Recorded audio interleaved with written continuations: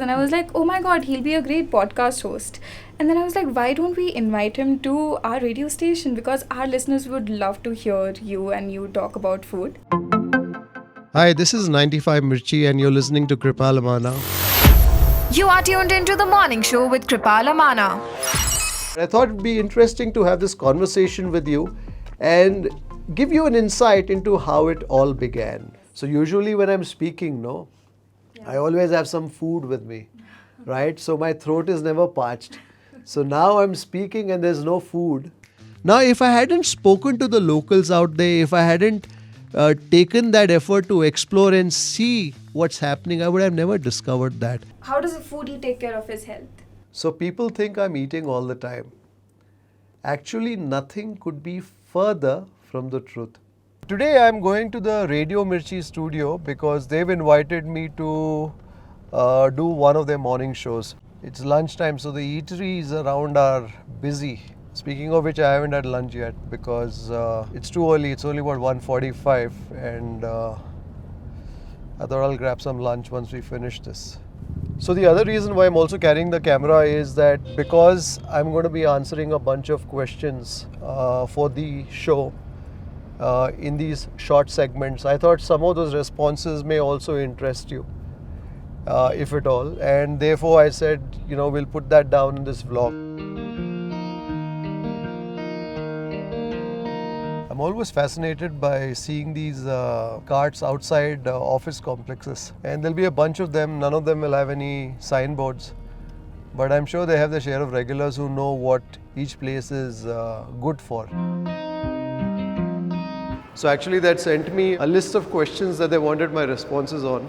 So I saw it when they sent it to me, but after that I haven't really had the opportunity to take a look at it. Quite excited to see what this is going to be all about. It's also good to do these things once in a while, I think, because it's something different. It takes you out of your comfort zone. Welcome. We were just chatting about you. Hi, I'm Manoj. Hi Manoj. Good to see you. I always have my cameras on. I hope that's Yeah, okay. I know, Yeah. Hi. Hi. I'm Vicky. Hi Vicky. Nice to meet you. Hi Kishnika. How are you doing? Good to see you. You're on my vlog. Hi! Get you lunch, Kripal? It's a funny question to ask you. Well, thank you very much, but I wanted to be a little hungry when I shot this show. When Kripal's coming in, you have to be very clear about where the coffee's from, where the juice is from. I'll make it very simple for you. Just give me some green tea, if that's That possible. works, yes. That- Yeah? Are you Yes, going to yes. review it? No, I'm not going to review it. I'll probably let you review it. There are two radio stations that run out of here. There is the Hindi station 95. We also Okay. have 98.3, which is the Kannada station. Okay. I'm Ronald. Hi Ronald, nice to meet Nice meeting you. you, Kripal. Nice to meet you too. Fans are lined up, by the way. Hi. Actually, I look into your videos, but my boyfriend is like a huge fan of you. Okay. Put on the videos of you, that Shivaji one, MTR one, you keep on showing everyone, whoever is coming, our friends, Do you the just show those. For that I need food. So I always tell people, I say, it's not me talking, it's the food talking. So I try to give voice to the food. That's all that I do.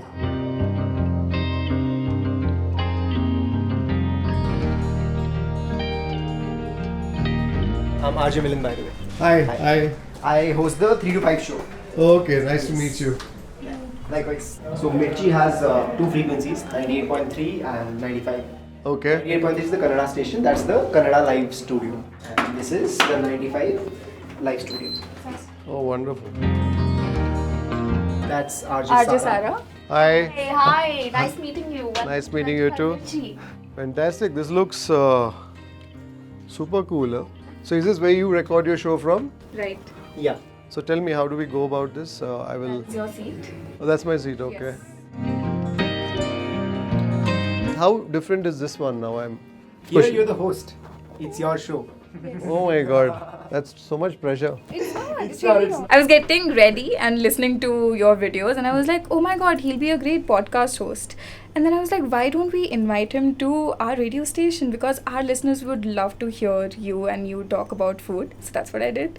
And I'm so glad he said yes, by the way. I was so nervous while texting him. And since you are amazing at storytelling, it would be a piece of cake for you. Pun intended. All right.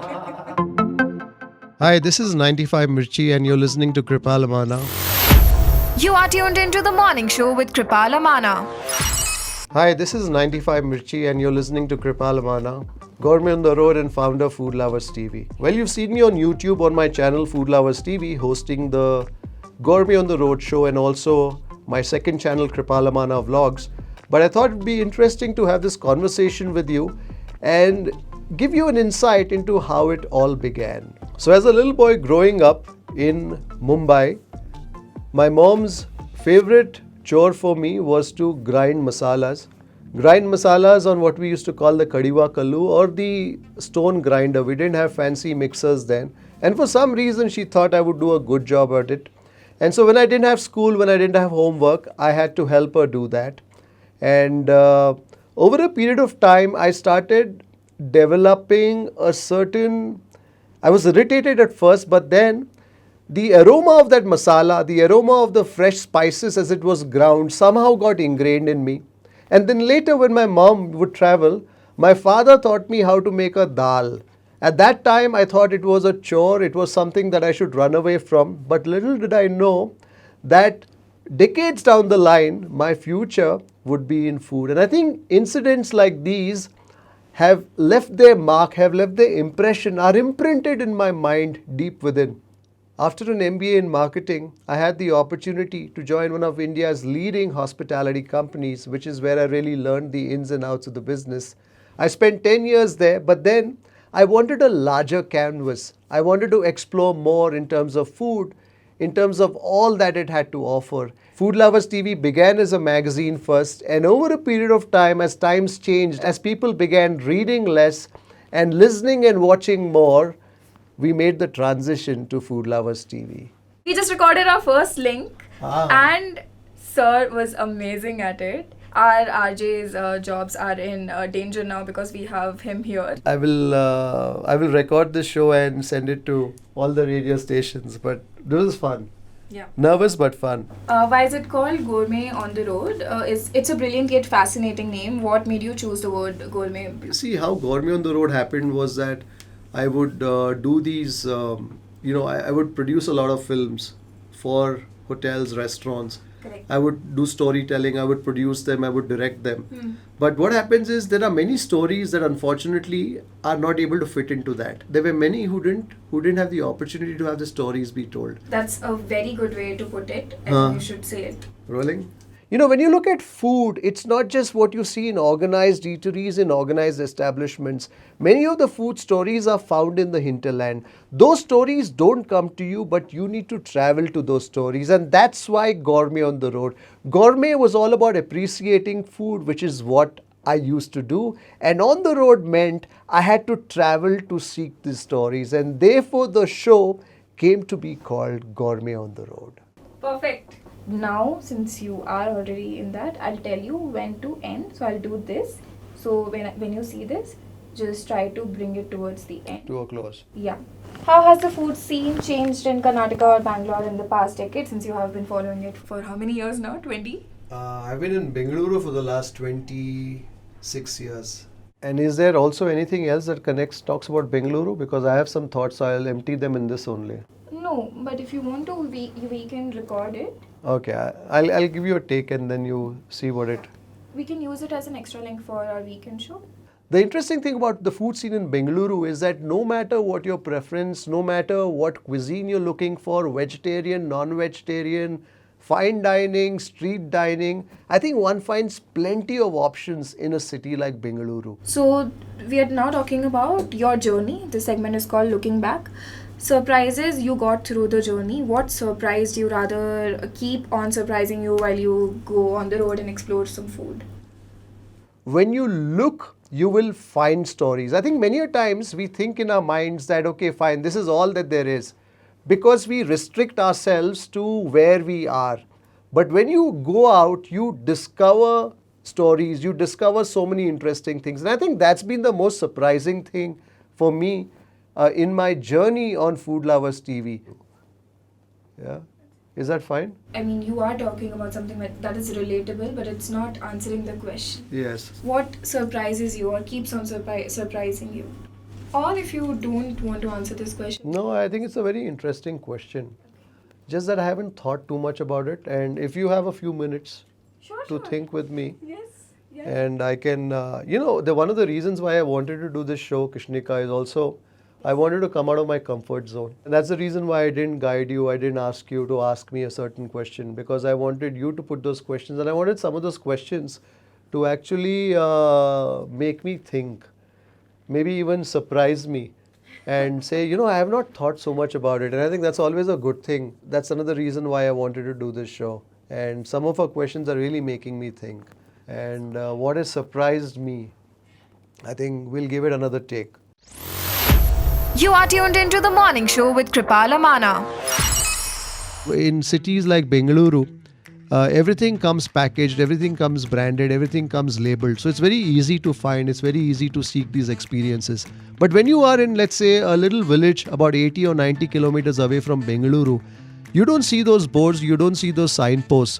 What you need to do then is connect with the locals. When you connect with the locals, you find interesting things. So for example, I went to this place called Haluguru, which is about 90 kilometers from Bengaluru, and I saw this little hut. And in that hut, they were making this ancient idli that was steamed in chiblus, or basically containers made of bamboo. Now, if I hadn't spoken to the locals out there, if I hadn't taken that effort to explore and see what's happening, I would have never discovered that. Your favorite co-host, maybe, is it your wife? Is it someone else? Is it a celebrity that you remember? There are many people that I have savored meals with while filming Gourmet on the Road, Food Lovers TV. But one of the most special episodes for me, and an episode that I hold very dear to my heart, I think it's an episode that I'll never forget till the day I'm on this earth, is the episode that I recorded with Dr. Puneet Rajkumar sir, Appu sir. His simplicity, the manner in which he was savoring everything that was there on that bale ele. In that duration, he gave me the impression that nothing else mattered. All that mattered to him was the fact that we were sitting together and sharing that meal. And I think that's what makes him such a blessed person. When you are such a big personality, you're revered almost like God everywhere you go. It's quite easy to lose sight of humanity. But I think with Puneet Rajkumar, with Appu sir, the one reason why he's so endeared is that he never lost that. The bigger he grew in his stature, in his stardom, the more humane he became. His heart grew with him. His heart grew. So I think when it comes to my favorite co-host, I think that particular episode stands heads and shoulders above everything else that I've done and everything else that I will do in the future too. One truly misses him. One truly misses him. I felt emotional while listening to it. Okay, thank you. Really felt like you were reliving that experience. I was. Can I just have a sip of that green tea? So usually when I'm speaking, I always have some food with me, right? So my throat is never parched. So now I'm speaking and there's no food, and that's where this green tea is coming handy. So we are doing a top 3 segment where you have to pick your top 3 desserts, top 3 Bangalore breakfast places, and top 3 biryani places. I don't believe in the concept of favorites, because I feel that when you say, okay, this is my favorite, then you tend to hold a light to it and you tend to compare everything with it. I have some comfort foods that go back, but those are more like comfort foods. Those are more like memories. We can talk about that also. Yeah. If you want to paraphrase it as recommendations maybe, or underrated places. So what happens when I do that, then it tends to, then people will pick that up and amp that. So I'm just wondering whether it does disservice to the others. Food related memory you would want to relive. Many a times people ask me, what's your favorite? I believe that when you say this is my favorite biryani, or this is my favorite dosa, my favorite vade, etc., everything that you taste, every other vade that you will taste, every other biryani that you will taste, you will always hold that against your favorite.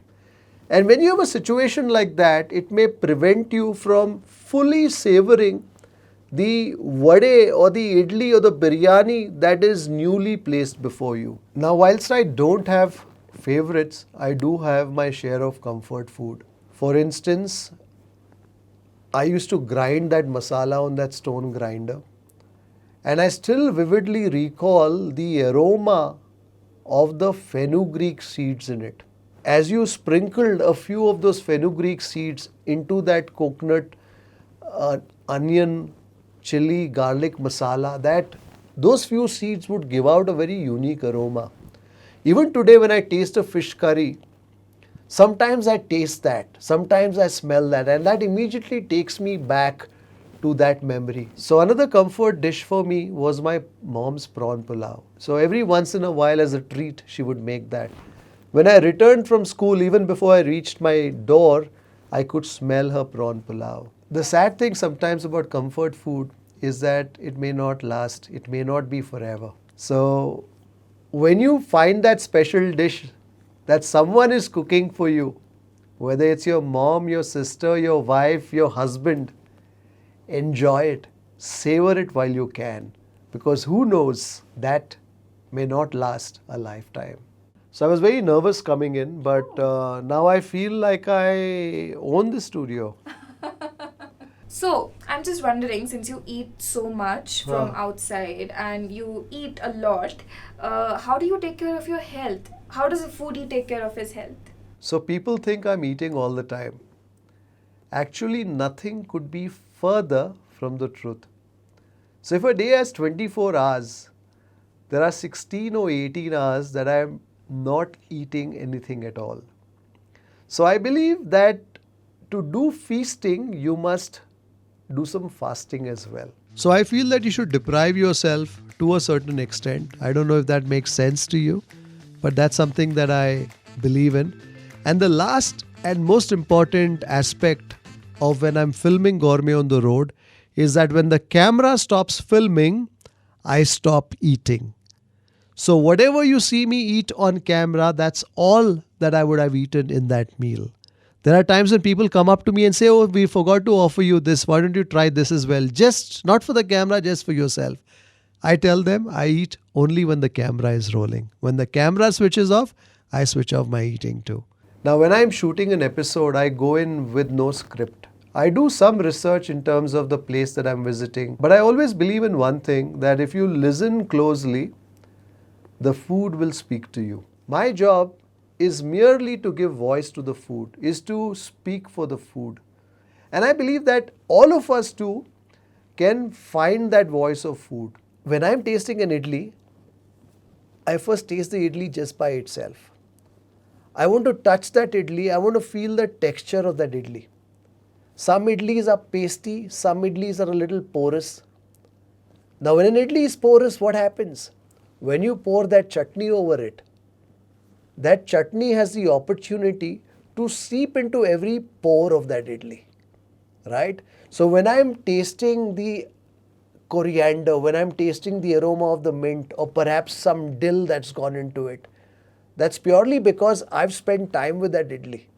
I've spent time trying to understand that idli and its texture, the character of the chutney that's gone into it. You know, similarly with, let's say, something like a biryani. There are so many biryanis that you will taste. There are some biryanis that will be aromatic in the green masala, like the donne biryani, right? We've all had a donne biryani. Now the donne biryani is not just about the rice and the meat. It's also about the leaf. When that hot, steaming hot biryani hits that bade ele, hits that cup, that donne fashioned of dried banana, that softens that leaf. And some of the aromas from that banana leaf find their way into that biryani. Now when you pay attention eating that donne biryani, you will taste those nuances. Like for example, sometimes, you take a chicken biryani or a mutton biryani. When the cook makes it, the masala is the same. But when you taste that rice in that mutton biryani, that has a little more weight. Why? Because it's the quality of the meat. It's the character of the meat, where the mutton has some fat that also goes to burden the rice with some of its flavors. Therefore, also, spices being constant, the chicken biryani will always be a little more spicy. because it doesn't have the fat which will otherwise cut through the spice, whereas a mutton biryani will be a little more rounded. Now things like these I pick up from the food, because I think that food, that dish has voice. So when you're savoring that biryani or idli or dosa or that jolada roti uta with some yengai, pay close attention to what you're tasting. Have a conversation with people while you're on the table, but for a few minutes, just spend time with your food.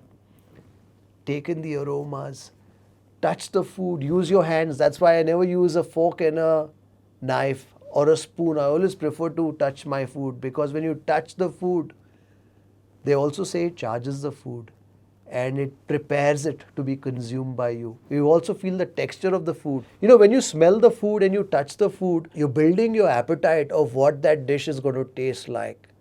And I think that heightens your appreciation of that dish. That was so good. Made me crave biryani. Although I'm a vegetarian. You're a vegetarian. So I'm missing out, I know that. No, but you know what? Most of my meals at home are vegetarian. Everything that I eat at home is vegetarian, 90%. Is it? Yeah. People ask me sometimes, what do you do when you're not filming Gourmet on the road? Well, to be honest, when I'm not filming Gourmet on the road, I'm usually always filming something or the other. So I have a second channel too, in addition to Food Lovers TV, which is Kripal Amanna Vlogs. And over a period of time, we've built this community of viewers. I think we have about 2.5 million now across our various platforms, who want to know different aspects of what we do. And not all of that finds its way into Food Lovers TV, and therefore we have Kripal Amanna Vlogs. So there's always a camera that's filming wherever I am in most situations. The other passion that I have, which really takes me away, which in a manner of speaking frees my mind up, is motorcycling. I love motorcycling. I used to be passionate about it when I was in college, and I didn't do it for a very long time. But this is a passion that I've rediscovered over the last 6 or 7 years. So usually on most weekends, you will find me on my motorcycle off on a ride somewhere. It could be a short 100-kilometer ride, or maybe something longer, 200, 300 kilometers. Ride out somewhere and guess what? Explore food again. So what's happened also there is that I've realized that many of the food lovers are also motorcycle lovers. And so therefore we have motor vlogs that I create around around that experience involving a bit of food as well. But you know, to be honest, I don't really feel that just because I'm filming something, it's cutting into my personal time. I'm not able to get a break. I'm very comfortable with the camera. I'm very comfortable with being recorded, as long as people around me too are comfortable. So for me, because of the fact that I'm doing things that I love doing, be it with respect to food, be it with respect to motorcycling, etc., I don't really find the need to, divide between my work and my life. I think in a manner of speaking, my life has become my work. Next one is the unknown side of creating content. It can be good or bad, but what is it that a lot of people don't know about producing such content that you do on a scale? You know, when I began the show, I didn't really expect it to take off like this. That today, for instance, I mean, people just love the show. And because I bring the food to them, some of that love I get. So, you know, when I'm on a street, recently we were filming, a Ramzan food walk. And I must have spent 2 hours eating, but I spent 2 hours taking photographs, pictures with people. So that is something that I definitely didn't expect when I went into Gourmet on the road, and the love that we receive from people. I didn't really begin this saying, okay, fine, this is going to be a viral show. All that I knew was that we were going to tell stories of places that until then were not being spoken about. But I think because of the work that we've done over the last 3 or 4 years, and because of the fact that people love food and they love all the stories that we've presented to them, some of that love that they have for food, they've also showered it on me. I think that is something that I didn't really expect to happen. All that we wanted to do was tell stories that hadn't been told, bring these hidden gems shower a bit of light on them. We didn't do anything. They were already doing the work that they were doing. A lot of times establishments come up to me and say, "So this is what you've done for us." I say, well, the work is yours. All that I've done is illuminated it a bit. And even when people watch the show and return, you're the ones who have to do all the work. That love that we've got from people, I think that has been the most surprising part of this journey. And of course, also something that has been very gratifying as well. People look at content creators and they look perhaps at Instagram, in our case a lot on YouTube, Facebook, etc. And they feel that they probably think that content creators lead a charmed life. You show up in front of the camera and things happen. Well, actually, the business of creating content is far, far removed from it. When you see me savor that meal, all that is barely 20% of my work. 70 to 80% of the work that gets put in is in the research that goes in before we pick where we're going to shoot, the planning that happens, and then most importantly, the editing. So content creation is not just the glamorous bits that you see on screen. That's probably only the tip of the iceberg. There's a lot of hard work that involves rolling up the sleeves and putting in long, consistent hours to deliver the kind of work that our viewers have come to expect of us. Your bucket list is taking your show overseas? So one of the things that I want to do is visit every state and every union territory in this country. Visit at least one city, one town in each place and bring it to the rest of the world. A place is all about people, but many a times one gets to know the people through the food that is dished out by the people. So when we began Gourmet on the Road as a show, although Bengaluru and Karnataka is where we were going to be based and therefore would always cover more extensively, the plan was to travel into other states, which is what we began. So we went into Kerala, we went into Tamil Nadu, we went into Telangana, we went into Andhra Pradesh, we went a bit into Goa. So we may have done about 7, 8 or 9 or 10, but there's still about 25 more states in India that are waiting for us to savor. So this is me, Kripal Amanna, Gourmet on the Road from Food Lovers TV signing out. Stay tuned to 95 Mirchi because just like food, it's hot. We are done. We are done with it. Is that a sigh of relief? Yes. Exasperation? It's a scream of It's relief. catharsis. I'm finally done with this bloke. I don't know how he does his YouTube show. Huh? How do you feel? I feel great. Thank you so much. Thank you so much.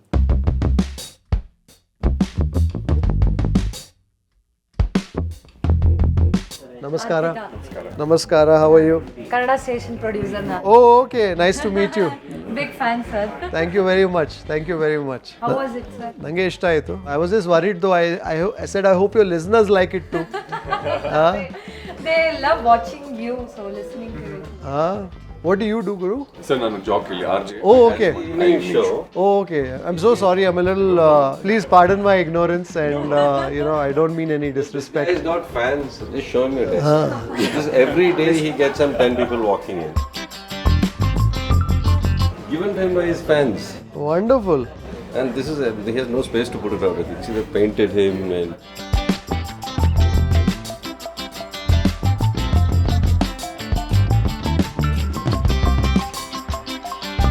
Well, that was a fun outing to 95 Mirchi.